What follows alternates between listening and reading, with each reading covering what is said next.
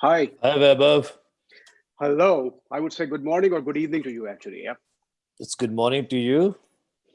Wonderful. So let me introduce Sanjeev to the audience first. All right. And so Sanjeev is our alumnus 1990 batch. Okay, chemical engineering, and he has always been a great guy. From BHU, he went to US. He went to University of Iowa. He did his master's, did his PhD. In between Lawrence Berkeley Labs, and also did his MBA. So it is BS, MS, MBA, PhD. Nothing is left, Sanjeev, isn't it? Well, there are quite a few things left, Vaibhav. All right, we'll catch up on that. So let me complete We'll the catch up on intro. that. Yeah. Right. Okay. And after that, ever since right from the beginning, Sanjeev had this entrepreneurial bug and he got into ventures rather than the large, big companies. The very first company, Edge Power, he was working there at that time, and he took that company to places, took that company to IPO. He was a key, very, very instrumental in doing that. Subsequent to that, no stopping Sanjeev, he went on to found his own venture, a company called Urja, and where he did absolutely path-breaking work in the field of fuel cells. He brought some revolutionized technology in fuel cells, which made the fuel cells much more powerful and much more compact. The company was well trusted by the investors the world over. It was invested in by Sequoia. It was invested in by five other funds. And Sanjeev ran that for 10 years. And, before he had a very successful exit. Subsequent to that, Sanjeev was one of the rare people who was picked up by the US government, by Obama government. And in fact, Obama and Bill Gates were instrumental themselves in picking Sanjeev to run an initiative where they wanted to identify and fund the really promising companies in the field of energy management. So for this purpose, a Center of Energy Initiatives was established in White House, and Sanjeev was picked up. He was in White House for 4 years, as the inaugural director of that. Well, that also did not stop Sanjeev, so he went beyond that, and 2 years back he started his own fund. He has funded a couple of companies, I know, very exciting companies. Plus, he has also taken on as the CEO role in one of the most exciting ventures, which is part of this bouquet of the company that he's funded invested in. Wow, Sanjeev, that's a very long introduction. I'm already tired. How are you doing today? I'm doing fine. Great, great. Wonderful. So, Sanjeev, it's been a wonderful journey. I described the part of it, but it's like reading somebody else's book. It's your own book. Tell us how has been the journey from Vishweshwaraya Hostel to Valley and wherever you are. How has it been? Vaibhav, it has been a great journey. Met a lot of great people. No complaints. I would say quite a few falls along the way. Mhm. And, we used to, it's unlike the kind of falls we used to have back in the undergrad days or during our BTech. That Mhm. fall was caused by imbibing alcohol, where your friend would pick you up. These Right, right. falls, when you hit life, these Mm, falls, nobody picks you up. So mm. either you get a learning from that fall or you will keep on falling. So I would say I've had quite a few falls, but a lot of learnings along the way. So it's been a great journey so far. Yes. Wonderful, wonderful. They're very well described. So there is no hangover here. Either you hang or it's over. It's a Saturday evening, so the Sunday morning will tell whether it's going to be a hangover or not. Absolutely, absolutely. Sanjeev, I was just thinking that during this run, and by the way, Sanjeev, your background is not on. That's all right. That's all right. I think I'm on in case this is the fireside chat, as I said. So there's a fire in the background, or in the BHU language, as we would probably say, there's a fire in our backside. It is, the in the journey that you had, particularly, when one is the large company, it's one thing, but when one is in a startup and he goes through something like a 9/11 or 2008 Lehman crisis, where the whole economy crashes, right? The times are much more unstable. These are typically called the death valleys in these startups. right? You wrote out a couple of these yourself, right? What was that like? Did you feel that you were dying and there is no tomorrow, or you knew that no, it's going to be over? Look, I think first thing, Vaibhav, I don't think you should just say he, because we have a very good medley of he's and she's here of entrepreneurs. So there are a lot of she's also. So as far as my journey is concerned, and my personal experiences as an entrepreneur, I would say quite a few. Pretty much every day, daily, there is some sort of upheaval, or there's no good hair day. And looking at me, you can see that there's nothing like a good hair day in the journey of an entrepreneur. In But your case, it's some all of good hair day. exactly, I don't have, I leave the house with having You don't no have to worry issues about with it. that problem. Yeah. Yeah. So, but there are a few, I would say, every entrepreneur has a few experiences that definitely leaves a mark on them. I mean, in my case, I think somebody was talking about the graduating class of 2008, or one of those classes. I would say 2008 was a pretty significant part of my entrepreneurial journey. Urja had started in 2006. We had raised money from Sequoia. We did our A round of raising $5 million in 2006. 6 months into that, we did our B round, where we raised, I think, about $16 million. So a total of about 20 odd million dollars we had raised. And in 2008, we were going out to raise our Series C. We got a few term sheets. We were going to raise about $40 million. We got a few term sheets, and the board decided that, if we can get all these term sheets, why don't we go ask for $80 million? I tried to convince the board that, look, this is 2008. This was, I think, around the month of July, August of 2008. The weather outside is not very conducive for, I mean, we had, the term sheets were at very good valuation. I mean, unimaginable valuation. But the board persisted. So I said, okay, fine.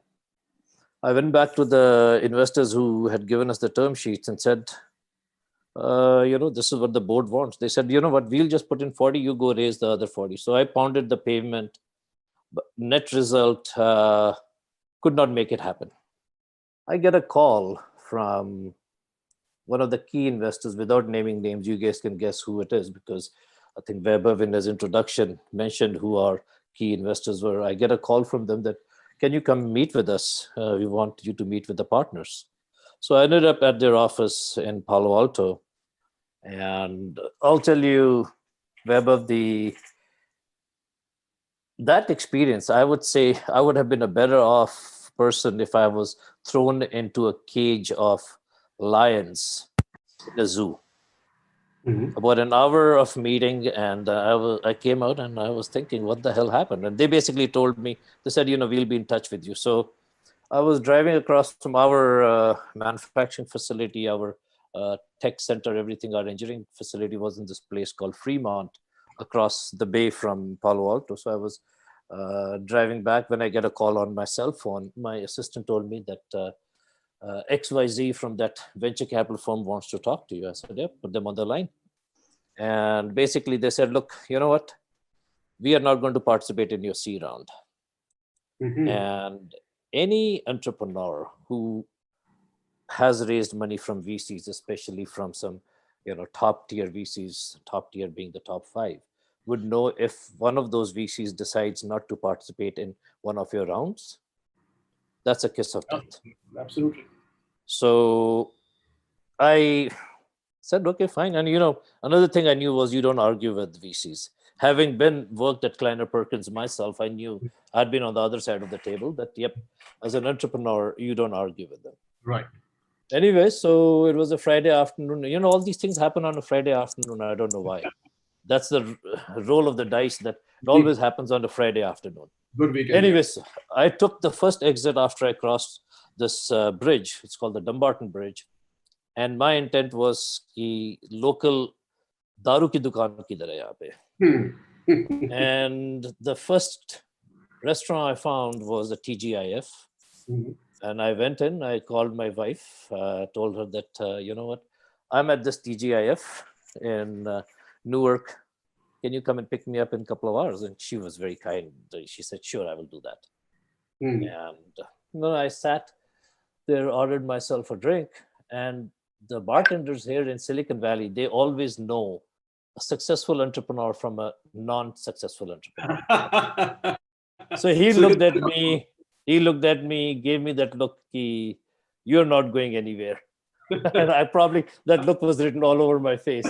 So, I had one drink, moved on to my second one. And during the second drink, I realized what's called the aha moment. And this would be sort of my advice to some of the entrepreneurs here. There's something called an aha moment that all the entrepreneurs need to realize when that aha moment happens. The aha moment for me was when I started Urja. I started not with venture money. I was working at Kleiner Perkins. I could have taken Series A from Kleiner. I decided to start it with a purchase order from a customer. I'm a big fan of starting companies with purchase order from customers. Absolutely. I mean, of course. So we had started the company with this purchase order, and we had grown essentially by selling our prototypes. And then when we had got repeat purchase orders, that's when I had brought in Sequoia and others. But somewhere along the way, I realized that, less than 2 years from starting the company, I had almost burned through $20 million. And I still did not have a product. So I realized that what these guys at that VC firm were saying, that I had missed my deadlines, I had missed the targets, they were dead on. So having realized through that aha moment, the next thing for me was either I shut down the company, because you got to realize at that point, Urja had about 150 employees, and our burn rate per month was about $2 million. And we literally had about $2 million in the bank. So I could not have lasted more than a month. Just 1 month hunger. So the decision was, should I shut down the company or should I continue and do something? So made that decision. My lovely wife came and picked me up, took me home. And I don't remember, if I got, the cold look on the way, but I'm sure I did. But anyway, we set up a meeting. I set up a meeting on Saturday, and that was the toughest meeting ever of my life. That was the meeting where I had decided that I will let go of 80% of my company. And, I could not pay them severance. So almost about 120 people had to be let go. Others, I told them, I said, you know what? You don't call me, you are on administrative leave, I will call you. Because some of my salespeople had told me that we were expecting a purchase order from Nissan and from McDonald's, the burger people. So I went to Nissan, got the purchase order from Tennessee, then went to McDonald's, got another purchase order from them, came back, called the people back and told them that, look, guys, here are the purchase orders. The cost per unit is $16,000. It cost us about $30,000 to make it. If you guys feel that over the next 4 months, we can reduce the cost at least to be at parity with $16,000, we are in. Otherwise, I'll return the purchase orders and shut the company. Long story short, Vaibhav, essentially over those 4 months, it was what I call the nuclear winter. We were able to bring the cost down, not to 16, but close to 16. And after that, took the company to profitability in 2010, and then the company was sold in 2014. So the learning there was venture money is good, but customers always king, and profitability is a lot better than depending on venture money. So, that was, I would say, my experience. Very, very profound experiences, and very nicely put. It is that, all of us who have done ventures and who have raised money and, had venture capitalists on board, we somehow from the outside, to the time we haven't done it, we don't quite realize what that comes along with. And definitely venture capitalists are there. There are certain expectation they are brutal at times. Okay, and probably they have to be brutal at times because it's dictated by the contours or the framework within which they operate. But we always have to be very cognizant of that. So wonderful, yeah. So actually, in 2008 crisis, when the world was dying, you were actually able to raise the valuation of your company. But then you got subsequently refused by the venture capitalists to participate in the subsequent round, which was critical for your company because funds-wise, you had a very small runway left. And from that point on, that is like a 1983 World Cup, 17 for 5 India, and then Kapil Dev comes in and bats, makes 175, India wins. You had that kind of a thing that you actually from there, you turn around and took the company to great heights that it became a formidable player. And you had a great exit. Phenomenal, Sanjeev, that's great. It is from after that, of course, you did multiple things, but then you got picked up by the government and you were in White House for a couple of years. I think it'll be very exciting for people to know about that. How did that happen? Well, there was, I was without a job. Mhm. I had sold Just had a Ouija, couple had of exited it, pockets. and I was spending time with our two boys. This was in the year 2014. So summer, the older boy at that time, he was 9 years old, and the younger guy was 7 years old. And they used to call it Camp Dad. Mhm. Nimita, my wife, she used to go to work, and Camp Dad would be essentially running in the morning, Mhm. swimming in the afternoon, and a lot of math in the late afternoon. So they were very eager, ki, Dad, go get a job. Leave us alone. Let's shut this Camp Dad thing down. And so I get a call from Secretary Ernie Moniz, the Secretary of Energy, the Energy Secretary under Obama. And he said, look, we are setting up this clean energy investment fund, clean energy investment center, along with the White House, Vice President Biden's office. This was sort of a run up to the Paris Agreement, and you have some experience which is relevant to us. Would you be interested? So I thought, this is government talk. Mhm. Sure, why not? And next thing I knew, I was being flown to Washington, D.C., and I was meeting with some folks, and the process had started. So from a joke, it actually became a reality. And then I joined them, set up this was, I remember on my first day, Secretary Manish told me, he says, Sanjiv, this is a wide open playing field. We don't understand venture capital, you do. We understand startups a little bit, you do a lot of it. We only understand science. Mhm. So go do whatever you can. Just make sure that the $16 billion that we deploy every year, that is the budget of Department of Energy.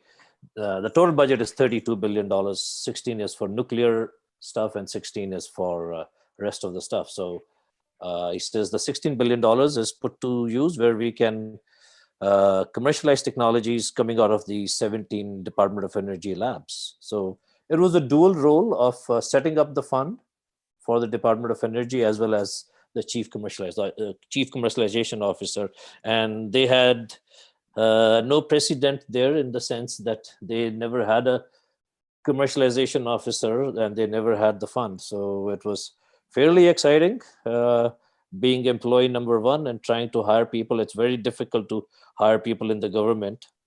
So Fantastic. hiring people and enticing them with the kind of stories I'm telling you guys Hmm. and making all of this look very sexy. That was my job. So Absolutely excellent. And once you enticed them, 4 years, you moved on. And I it was couldn't actually help three but years, Weber. It yeah, was 3 years. So I worked 1 3 years. year for the Obama administration and 2 years for the Trump administration and left them in 2019. Yeah, so you left Trump midway. So what is it like, Sanjeev? What's the scoop? You were trumped or you decided to become like Trump? I mean, wealthy. Yeah, let's not discuss politics here. I think our audience is a lot more interested in other stuff. So politics, next time discuss karenge jab I'll be drinking whiskey and you'll be doing the same. Wonderful. All right. On that note, it is coming to the real brass tacks what you're doing, Sanjeev. Pathbreaking work with Sparks Energy and Sparks and many of the other ventures you're doing. You're placing your bets on energy, on industry 4.0, right? And the what are the third theme you have, Sanjeev? So Plus is looking at multiple things. I don't look at it as uh, technology or a sector. It's sort of agnostic of sectors. So we are looking at obviously industrial 4.0, as you mentioned. Excuse me. We are looking at next generation mobility, which we called CASE. CASE stands for Connected Autonomous Shared Electric Mobility. We are definitely looking at energy, the digital part of energy, and we are looking at microelectronics, and we are looking at quantum networking. So it's a very wide plethora. I heard a couple of the panelists talk about plastics. So I was interested, in fact, during my days in Washington, D.C., invested in quite a few, funded a lot of projects in plastic recycling. And we did some work with Pepsi on that. But now we are not looking into that. So, but those are the broader areas that we are sort of looking at. Fantastic, fantastic. And it is while there is a each of these is a very deep subject in its own. But for the purpose of this audience, which is the IITBHU alumni, and largely in India, though not only we have a lot of participants from overseas also. But for India as a country, and given that you have your roots here, you still keep coming here. We keep meeting once a year. Do you think that there is somewhere India can participate in these opportunities which are emerging in digital energy case, and so on? Definitely, Weber.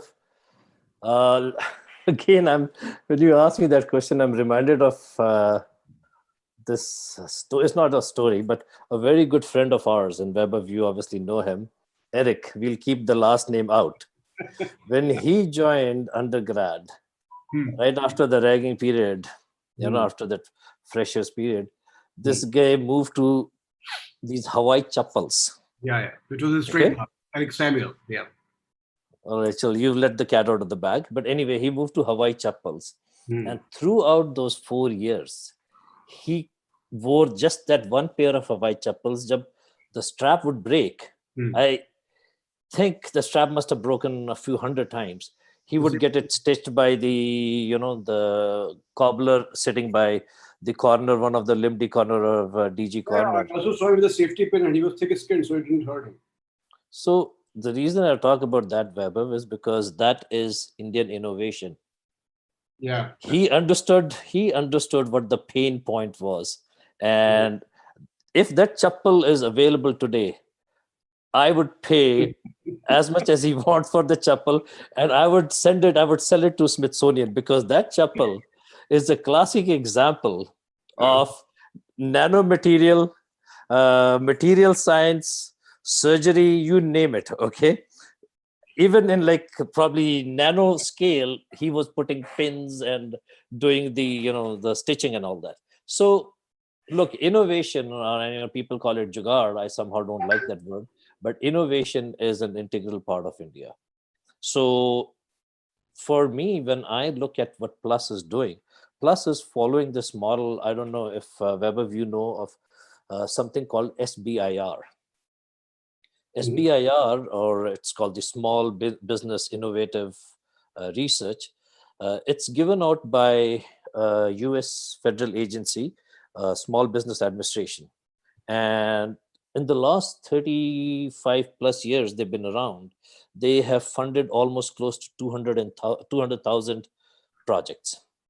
What they do is they'll take innovation in different fields: energy, healthcare, defense, medicine, commerce, you name it. There are about 11 federal agencies that contribute to it, and they fund almost about 5,000 projects each year. They will take very early technology and give them a couple $100,000 so that they can go through the proof of concept. And then if that is successful, they will give them about $1 million or so, or between $500,000 to $1 million, so that they can have a prototype. So the plus model is exactly the same, although not that scale. The plus model is that each year we are looking to invest in those 5 or 6 sectors that I talked about.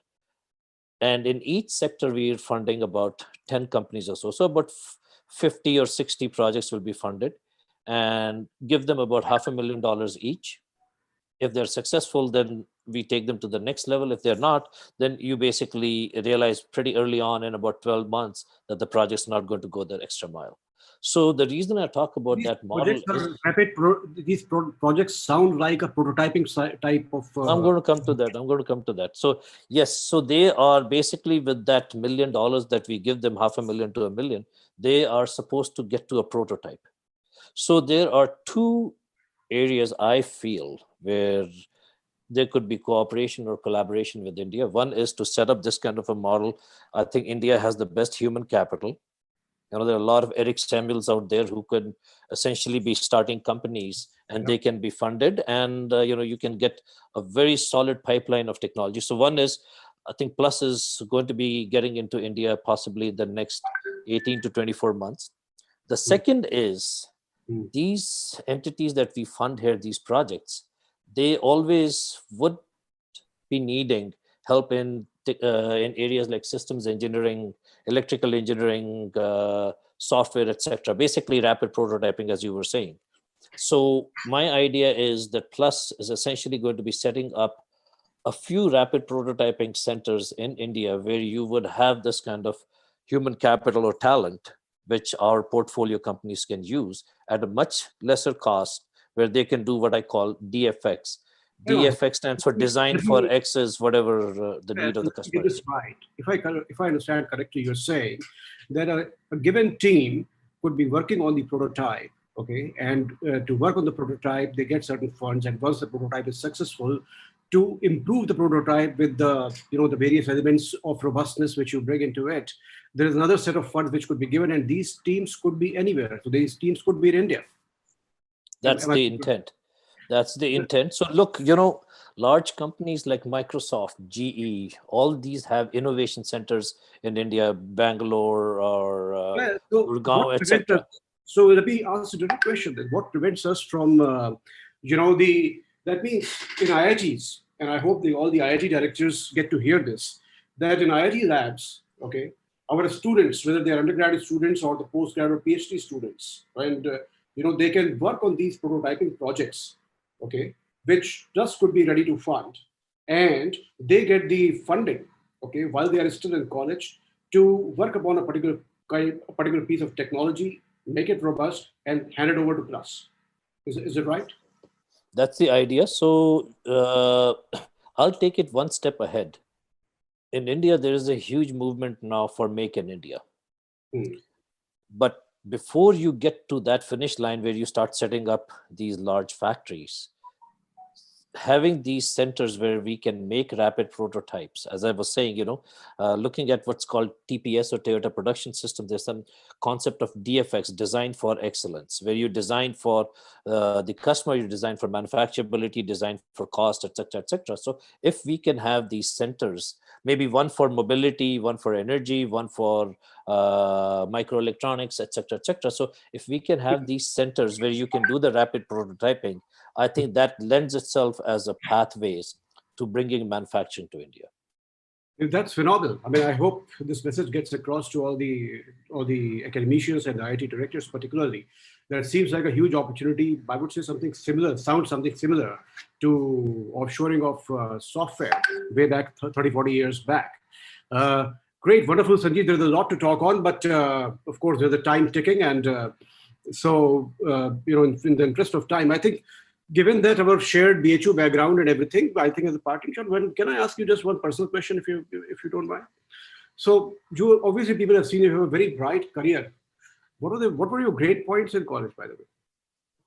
I was at the bottom of the class, yeah. Kya baat kar rahe? Yeah, I was, I think, if you want the real grade points, I think I was somewhere like about 6.3. But 6.3. That's, yeah. पर लोगों को वो नहीं मैं बताता. लोगों को I just tell them I add a fudge factor to it and say that I was about 8.5. Now the cat is out of the bag. 6.38, buddies. So all you students out there and everybody understand. No. Don't give them that example. No, let me Don't give them that example. No, let me put this in the right context. See, it is what he is not saying. It is not being said that grades don't matter. If you are in first year or second year, by all means, go and get the best grades. But if you're in fourth year, for whatever reason, if you did not get the grades, there is as much life ahead of you as anybody else. There is as much opportunity out there as everybody else. It is what you make of it, really. Sanjiv, that is a great chat talking to you. That is so nice of you, particularly to take out time on a Saturday night, your time. So thank you very much on behalf of all IITBHU Alumni Association. Wish you a great night and a great weekend. Thank you so much. Thanks, guys. Take care. Bye-bye. Bye. Over to Thanks, you. Mr. Yeah, thanks, Mr. Vaibhav. That's a great session.